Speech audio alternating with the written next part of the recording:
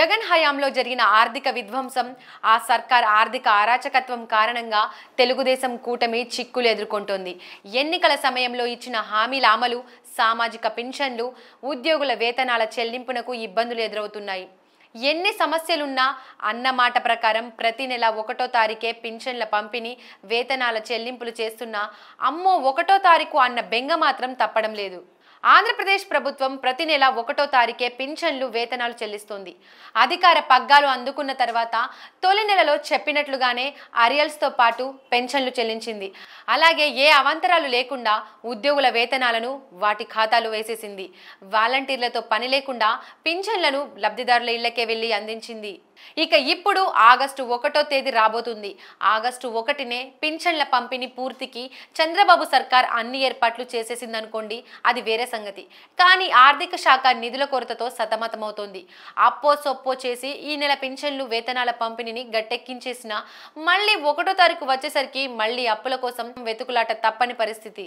అందుకే ఆంధ్రప్రదేశ్ ప్రభుత్వం నెల నెల అమ్మో 1వ తారీఖు అనుకుని బెంబేలు పడే స్థితిలో ఉంది. పింఛన్లు, వేతనాలు సరే, ఎన్నికల సమయంలో ఇచ్చిన హామీలు నెరవేర్చాలంటే కూడా నిధులు అవసరం. పింఛన్లు, జీతాలు చెల్లించడానికి ఇబ్బందులు పడుతున్న సర్కార్ ఎన్నికల సందర్భంగా ఇచ్చిన 6 గ్యారంటీల అమలుపై మల్లగల్లాలు పడుతోంది. 67 లక్షల మందికి సామాజిక పింఛన్లు, ఉద్యోగుల జీతాలు, రిటైర్ అయిన వారి పింఛన్లకు 1వ తేదీనే చెల్లించాలి. గత నెలలో రిజర్వ్లో ఉన్న 7,000 కోట్లు ఉపయోగపడ్డాయి. ఆగస్టు నెల సామాజిక పింఛన్లకు ప్రతి మంగళవారం ఆర్బీఐ వద్ద సెక్యూరిటీల మీద రుణాలు సేకరిస్తున్నారు. ఇవి సామాజిక పింఛన్లకు, ఉద్యోగుల జీతాలు, రిటైర్ ఉద్యోగుల పింఛన్లకు చెల్లించాల్సిన 5,000 కోట్లకు కూడా సరిపడా వస్తాయని భావిస్తున్నారు. అధికారంలోకి వచ్చి 50 రోజులైనా గ్యారెంటీలు అమలుపై ఇంకా నిర్ణయం కాలేదు. ఆగస్టు 15న మహిళలకు ఉచిత బస్సు ప్రయాణం అమలు చేస్తామని చెబుతున్నది. ఆర్టీసీ కొత్త బస్సులు కావాలంటోంది. ఈ పథకానికి ప్రతి నెల ఆర్టీసీకి 250 కోట్లు చెల్లించాల్సి ఉందని అంచనా. ఇక అన్నా క్యాంటీన్లు అన్ని ఆగస్టు 15 నాటికి సిద్ధం కాలేవని అధికారిక వర్గాలు చెబుతున్నాయి.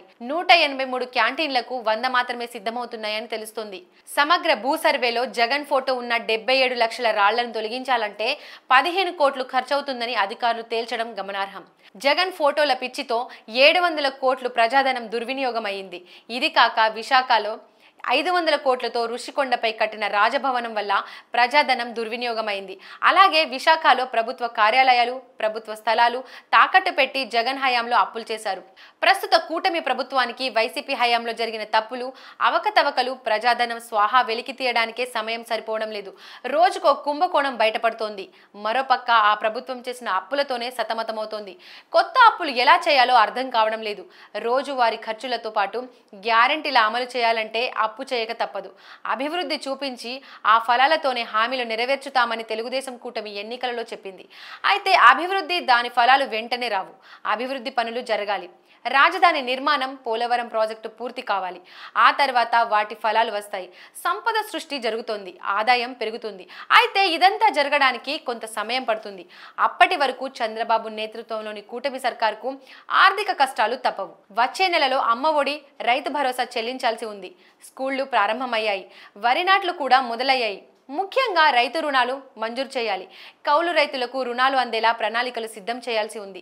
మరి ప్రభుత్వం నిధులు ఎలా సమకూర్చుకుంటుందనే ప్రశ్న. అయితే ముఖ్యమంత్రి చంద్రబాబు మాత్రం హామీల అమలుతో పాటు ప్రజా సంక్షేమానికి సంబంధించి ఏ పథకానికి నిధుల కొరత లేకుండా చూస్తామని చెబుతున్నారు. అదే సమయంలో అభివృద్ధిని పట్టాలెక్కిస్తామంటున్నారు. మొత్తం మీద కొంతకాలం పాటు ఏపీకి ఆర్థిక ఇక్కట్లు తప్పవని అంటున్నారు.